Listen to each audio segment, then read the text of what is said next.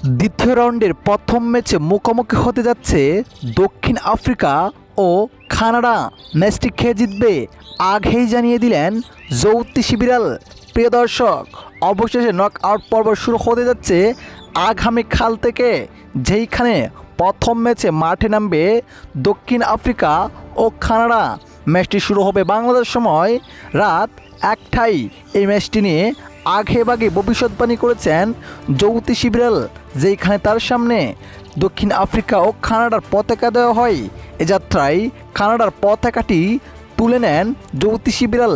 এতে নিশ্চিতভাবে বলা যাচ্ছে ম্যাচটি কানাডায় জিততে যাচ্ছে।